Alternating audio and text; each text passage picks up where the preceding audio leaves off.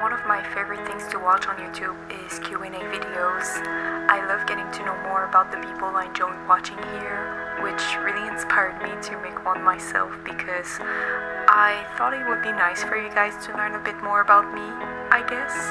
And this is also in honor of celebrating 50k on YouTube, for which I never took the time to express my gratitude, but thank you from the bottom of my heart for all the love and kindness you constantly give me. Whether you have just found this channel or have been here from the beginning, your support means the absolute world to me. So again, thank you so much. And for this video, I asked you guys in an Instagram story to send me some questions you might have. So this is a selection of a few, including some that I might have touched on before, but I thought I could answer them again in a more proper way. And yeah, I hope you can enjoy this little yapping session where I talk about anything and everything.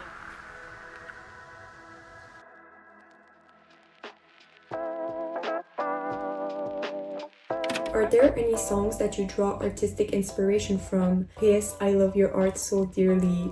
Thank you so much, love. That means a lot to me. I know this is quite a vague answer, but I'm gonna go ahead and say soundtracks. More specifically, at the moment, video game soundtracks. I just find that my creativity flows much better when I listen to music from my favorite games or movies. Whenever I want to kind of immerse myself into what I'm doing and really feel inspired, I will always come back to soundtracks. I can't really say one specific song, but yeah, I hope that answers the question regardless. Can you recommend some visual kei bands? Of course, I love talking about visual kei music so much, and I kind of want to find a way to incorporate it more into my content because even though I don't dress visual kei or anything, I'm a really big fan of the music and I think it could be fun to shed some light on it more in my videos. But anyway, of course, I have to recommend Bucktick because if you know me, you know that they are my all-time favorite music artists, so it's kind of inevitable for me to mention them. But I also absolutely love Plastic Tree. They are with Bucktick the ones that I listen to the most. I also really like Malice Miser, Der Engrais, Zigzag, Shazna, The Gazette, Lynch, and Versailles. Yeah, these are all ones that I find myself coming back to a lot. What's your favorite CD, one you enjoy every song on it? Honestly, most of my CDs are ones that I actually enjoy all the way through, but at the moment, my favorite ones are the Silent Hill 2 soundtrack, as well as Darker Than Darkness by Bucktick. Nendoroids That You Want. I find nendoroids very cute, but it's not what I typically like to collect personally. However, I do have my eye on a few, them being Yuko from Holic. I already have Watanuki, and I feel like it's only right for me to have Yuko as well. Plus, she's so cute in nendoroid form. I would love to have her. I also really like Chi from Chobits, Pyramid Head from Silent Hill 2, which I may or may not have on the way to me right now, and I'm so excited. And lastly, Alucard from Castlevania. I have been wanting him for so long, but he is so expensive on the aftermarket. It's actually ridiculous. Even though like there's a few more that I really like, these are like my main ones. What is your top 10 movie? My favorites are mostly animated ones because it's just what I gravitate towards the most generally. So Spirited Away, Perfect Blue, Coraline, Howl's Moving Castle. These are like the ones that I have on Letterboxd as my top 4, so they're kind of my top tier favorites. But then Nausicaa of the Valley of the Wind, 10 Things I Heard About You, Final Fantasy VII Advent Children, Vampire the Hunter Bloodlust, The Last Unicorn, and I'm gonna go ahead and say a Barbie movie just for fun, and at the moment my favorite one is Swan Lake. What's a show or a movie you wished you could watch for the first time again? For movies, definitely Coraline. I would give everything to rewatch that movie for the first time. Also, the Ghibli movies, or at least my favorite ones, would be very nice. And as for a show, Attack on Titan, it would be amazing for me to erase everything that I know about this show and watch it again for the first time. What anime is your favorite and your least favorite? I have not watched many animes that I did not like, to be honest, but more recently I watched an anime called King's Game and it was so bad. I thought it was gonna be similar to another, which is an anime I absolutely love. Yeah, it was like a Walmart version of it. It was so poorly written. I still had fun watching it because I was roasting it the whole time with Louis, and so that was kind of fun in a way, but to the core, the anime was just so bad and I really don't recommend watching it. But then for my favorite ones, I'll just give you my top 10 because why not? But I won't include movies because I feel like you cannot really compare them to series. So Madoka Magica, Ergo Proxy, Cardcaptor Sakura, Psychopass, XXX Holic, Death Note, Full Metal Alchemist Brotherhood, Monster, Bleach, and Attack on Titan are my favorites. But I also wanted to mention a few more. I highly recommend Moriarty the Patriot, such a good show. Land of the Lustrous, I love this anime with all my heart. And Shiki. Shiki is the anime that got me into Buktik, and so that's why it kind of holds a special place in my heart. What is your number one favorite PS2 game? Also love your videos. Thank you so much. My favorite PS2 game is actually Final Fantasy X. I just love this game so much. It means a lot to me. The characters, the story, the music, everything about it is just so good. I feel like it's a classic that should be experienced by everyone. What is your favorite console? It would have to be my PS5 because it's the one that I use the most, so I feel like it's only fair for me to say the PS5. I also really love the PSP. It's one that I grew up with, so of course I keep it very close to my heart. Also, design-wise, it's just such a cool looking console. Will you ever stream and play games? That is something that has been on my mind for such a long time, but for a few reasons, I just can't get myself to actually do it. For example, I play a lot of video games, but I'm just not very good at it, so I'm kind of scared that it would be an issue for some reasons. Also, I don't know how engaging it would be to watch me since I'm a faceless creator. I guess I would kind of have to figure out something. Yeah, these are like the main reasons that are holding me back from starting a streaming career. To respond to the question, I'm definitely not close to the idea, so maybe one day if I find the courage to do so. What is your favorite Nier Automata soundtrack? I love this question because I have been listening to it constantly ever since I finished the game. So thank you so much for asking because I get to nerd out a little bit, even though it's kind of the point of this whole video, but anyway. I think my favorite one has to be A Beautiful Song. I literally cannot stop listening to it. It's probably my number one song this month. But to name a few more, I really like City Ruins, Forest Kingdom, Amusement Park, Memories of Dust, and Weight of the World, of course. When I played Ending E and the End of Yora version started playing, I was bawling my eyes out like, girl. I swear the Nier soundtrack is literally one of the best in the history of video games, and if you disagree, you're wrong. Do you play on the Nintendo Switch? Nintendo games are generally not the ones that I'm the most drawn to personally, but I do play on my Switch from time to time. More recently, the one that I have been playing is Luigi's Mansion 3. This is probably my favorite Nintendo game series. It's just so fun and addicting. Also, the vibes are immaculate, let's just say. I really need to finish it, but I got distracted with other games, which is quite out of character for me because I like to stick with one game at a time, but I'll come back to it eventually and finish it because I really like this game. Are there any games or characters that you don't like?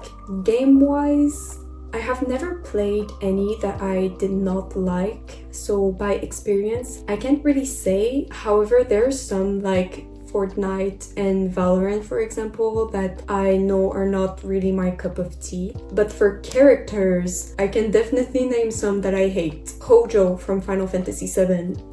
I don't think I really need to explain. If you even appreciate this character, I need you to stay as far away from me as possible. Seimo and Waka from Final Fantasy X.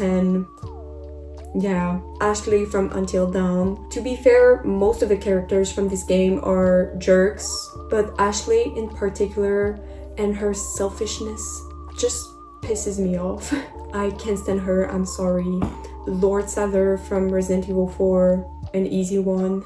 And there's probably a few more, but at the top of my head, these are like the main ones. What is one physical copy of a game you wish you had but never managed to? Actually, for a while now, it has been Alice Madness Return. I have been on the hunt for this game for such a long time, and I know it's not the most expensive game, but for some reason I just never got around to buying it. I feel like I'm just waiting for a good deal to come by. Definitely one day I will get my hands on it and add it to my collection. What got you into horror games like Resident Evil and Silent Hill? Before horror games became a really big part of my personality, the only one I had actually played was Until Dawn, and it's one that I started to know by heart with how much I watched gameplays of it, so you could tell that I already had an interest for these kinds of games. But it was in 2023 that it really got serious when, despite my irrational fear of zombies, I started watching playthroughs of the Resident Evil games. And it didn't take long for me to get really invested and fascinated by the atmosphere, the story, the characters, and just everything about the games. Eventually, I even motivated myself to play one by myself. That one was Resident Evil 4 Remake, which I have now fully played twice, and it says a lot because I usually don't replay games. I just have a lot that I want to play. But yeah, this one and Until Dawn were kind of like my entryway into the horror video game world, and ever since then my love for the genre has only been growing. I cannot wait to discover and play more in the future. Hi love, is there any games that you'd want to play in the future?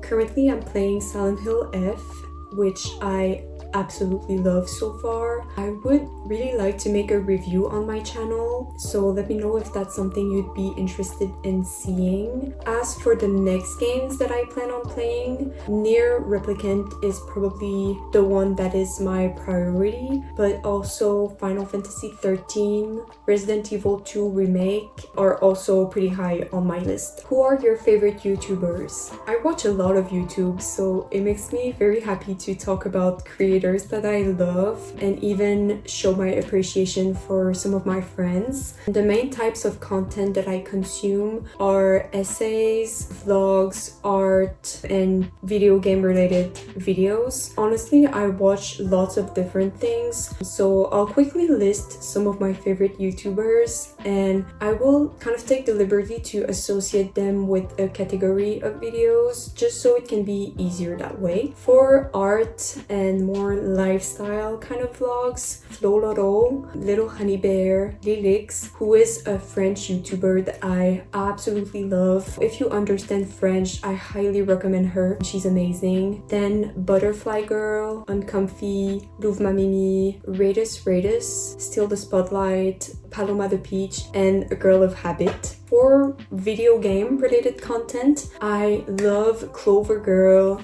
I swear I could sit there and listen to her talk for hours. I also really like Laura's Cloud Save and Mikyatto. They kind of make similar type of content and I love watching them. Heavincent, Beastly Channel, also classic but Markiplier. Next up, for toy, figure, and doll kind of content, I really enjoy Plastic Hearts and Girl Underwater. If you are into anything like Bratz, Monster High, or any kind of dolls, they are amazing. And lastly, Tamakid, like the queen of the toy community in my opinion. She's also an amazing artist. I highly recommend her. For video essays and commentary, Sophia Fan, Lisa Fevrel, I love her so much. Her videos are always so interesting. Then Curtis Connor, Adi, George shorty's computer. Literally the funniest girl ever. I'm obsessed with her. And Crossbag, who I recently discovered. I really like how he writes his videos and how he portrays his ideas. I feel like it's very inspiring. So yeah, here's a few of my favorite people to watch on YouTube. I will link everyone's channel in the description, so please make sure to go check them out and go give them some love, because they're all very talented and cool people that I'm sure you will enjoy as well.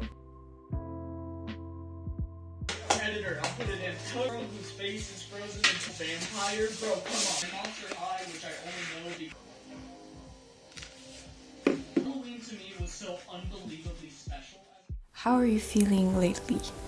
I have received lots of questions asking me about how I'm doing and what I've been up to, and I swear you guys are so sweet for checking up on me. It genuinely means a lot, but currently, if I had to be honest, I'm actually struggling a lot mentally. There are just so many things going on in my head. I feel like lots of questions, negative thoughts as well, which makes me feel quite overwhelmed and tired, to say the least. And more recently, I have had issues with my physical health as well. Nothing major, but it just made me feel even more burnt out and anxious. But regardless, I'm still able to enjoy life a little and have been able to live great moments that are now really precious memories. And whenever I can taste a bit of whimsy like this, I feel like I can let go of my brain for a while and take a step back, which really helps. And of course, I try to remind myself that feeling bad is not necessarily a bad thing. It just means that I still need to work on myself, I guess. So yeah, if you resonate in any way, just know that you're not alone, and remember that even when you can't feel it, there's always some good that surrounds you. It's really just a matter of noticing it. How do you get yourself out of a bad headspace? One thing about me is that I tend to bottle up my emotion quite a lot and have the tendency to want to appear tough by staying alone in my struggles. And it's a really bad habit of mine. Trust me, it's not the right move and it's not cool to do that. So I want to start off by saying that you really don't have to deal with what torments you all by yourself. I think the most reliable advice I can give is to talk with someone if you can. I know it can be intimidating sometimes to be vulnerable in front of other people. In fact, it's something I'm still very much scared of, but it can really make a huge difference and is truly what has helped me immensely during the most difficult times of my life. So please don't be afraid to talk. Even if you struggle to put the dots on the I's to describe how you feel and it ends up coming out in a muddle of words, not only it will help you, but it can also help the other person as well. I feel like this is what really works for me. And I know it might seem like common knowledge, but hopefully it can serve as a reminder. Sometimes, honestly, nothing works, and that's okay. Please be patient with yourself. Eventually, you will be able to get out of this phase, and yeah, all you need to do is try your best. And yeah, what do you like most about what you do? I would say that it's the fact that I get to materialize what might have started as a simple thought or idea into something that I can actually visualize or touch. I find it just so satisfying to portray an atmosphere or a concept and how it feels when you get to see it come to life. Like, that's just my favorite part about creating, getting to see the end result of what the wonders of your mind has inspired you to create.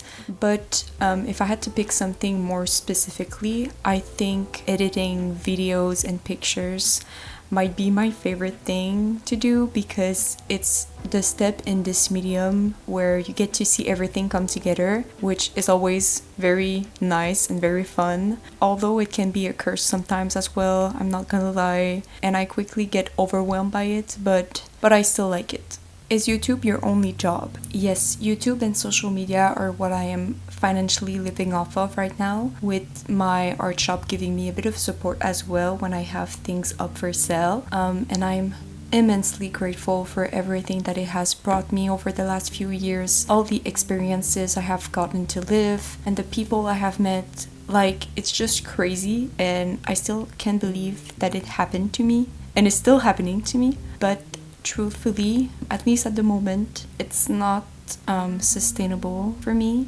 Yeah, YouTube barely pays creators, and my other social media platforms don't get me anything, which is completely fine. I never started short form content creation with the goal in mind of wanting to make money. It was always because I wanted to find my community, share about what I love, and express my creativity. But as I'm getting older, I begin to overthink a lot about whether it's reasonable for me to invest so much time into something that is mainly a passion, but which also eventually became something I treat like a job that in the end can be reliable when it comes to money. I know I can allow it right now because I live at home, yet there's inevitably this part of me that longs for a life by myself in my own place and travels, and I wish it weren't the case, but all that requires money. Honestly, I hate how hard it is to follow your heart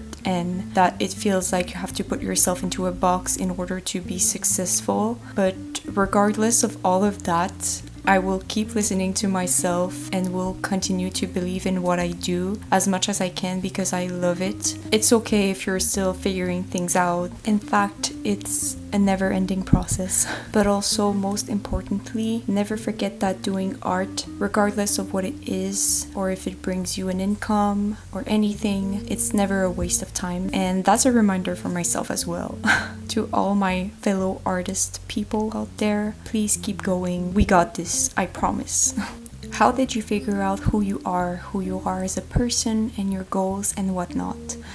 I'm flattered that I give the idea that I have things figured out, but if it wasn't apparent from my answer to the last question, the truth is I don't at all. Honestly, a lot of people, myself included, have the tendency to assume that everyone around them knows who they are, has a straightforward plan and concrete goals. Yes, I think some people do, and good for them.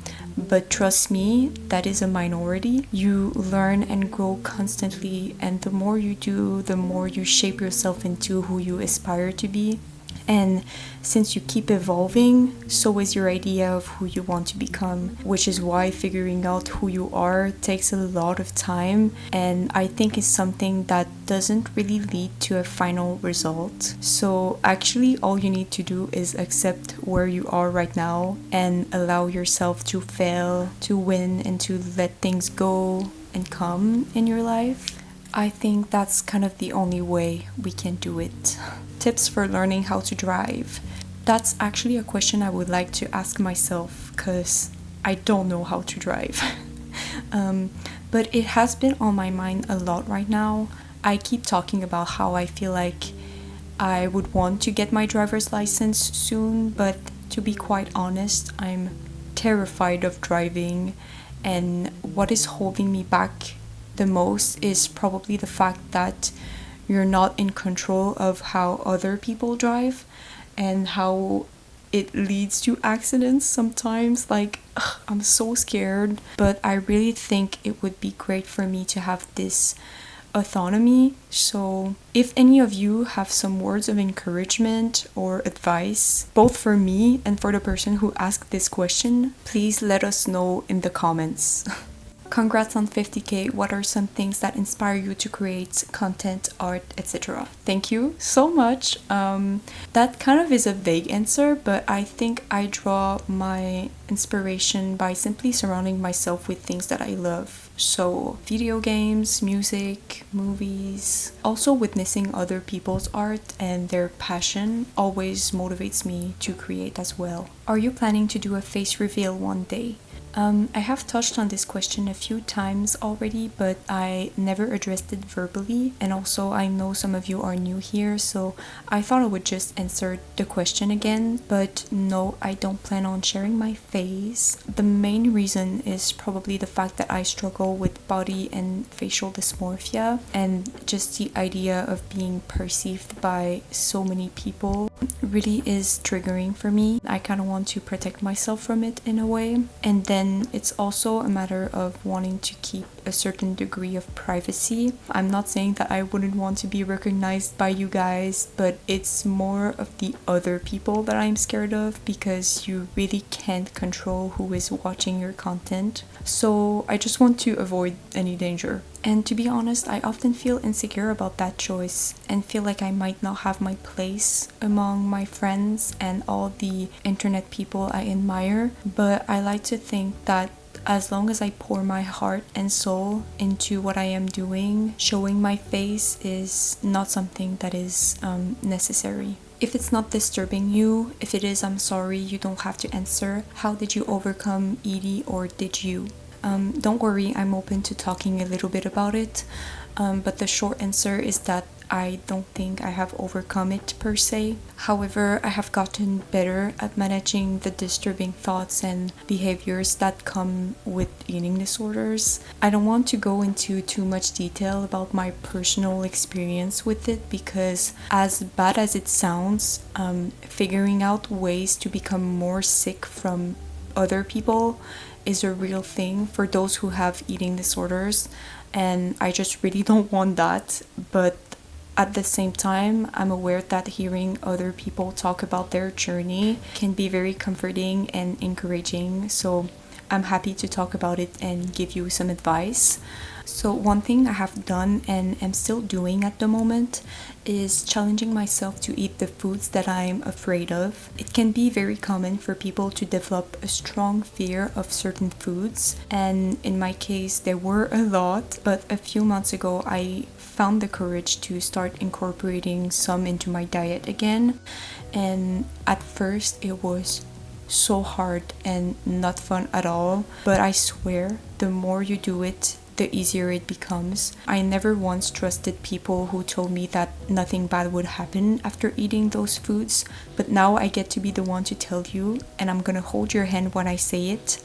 Nothing bad will happen. I promise you. I am proof of it. Trust me, it's all in your head, I swear. Another thing that I was gradually able to do, and that helped me a lot, and that's gonna sound a bit like obvious, but it was to change my perspective on food. Like I said, that did not happen overnight, and it's still something that is very difficult for me, but basically I really try to see it as energy and a good thing instead of seeing it as the enemy. I think becoming vegan helped me in a way, because it kind of sparked a new vision and made me learn a lot about food, eventually with also prioritizing foods that I know are good for me and my body. Eating slowly became something I was looking forward to. So I know this is kind of a difficult thing to do, but it just comes with time and working on your mindset, I feel like. And lastly, my biggest advice is to be patient with yourself. Eating disorders are such a pain in the ass. Trying to get yourself out of it can be extremely hard, and beating yourself up and pushing yourself too much can only lead to making you go further into the illness, and of course we don't want that. So yes, you need to challenge yourself, but in a realistic way and at one step at a time. That's very important.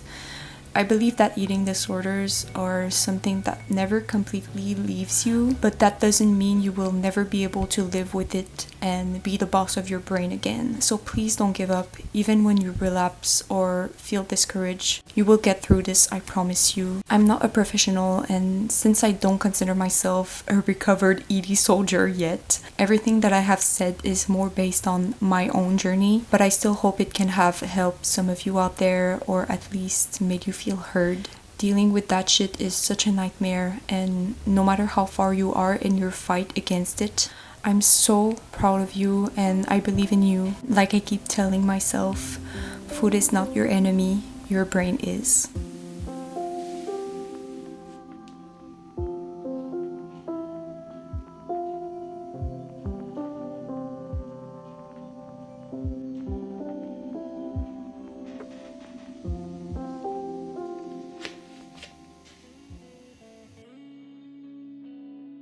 What is your zodiac sign? I'm a Gemini. How old are you? I'm 23. I just turned 23 actually. My birthday was on May 31st. What is your favorite type of clothing? I've always admired your style. Thank you so much, by the way. I feel like for me, what I gravitate towards the most are kind of simple pieces that are kind of classy but also casual at the same time, I guess. So anything like low-rise bootcut jeans I love, blouses, baby doll tops. Also, I really like black clothing because that's just the color I feel the most comfortable in. But to be completely honest, most of the times I'm gonna be in my joggings and a baggy t-shirt. So I guess technically that would be the honest answer to that question, but yeah, whatever. What are some tips you would give to someone who wants to make a cool room like yours? Well, thank you, by the way. Like, for pretty much any form of self-expression, I feel like the things that you love to your core should always be your reference point. They can really help you kind of capture a certain atmosphere or simply be part of your decor. So I'll take my room for example, which I currently kind of have based on how I feel when I play horror video games. It's kind of dark but also comforting at the same time, and that's just how I kind of want my room decor to be at the moment. But I also use items that are linked to interests of mine, such as figures, posters, or I even have some video games displayed because they make me happy when I look at them. So what I mean is that you can really play around with the things that you love and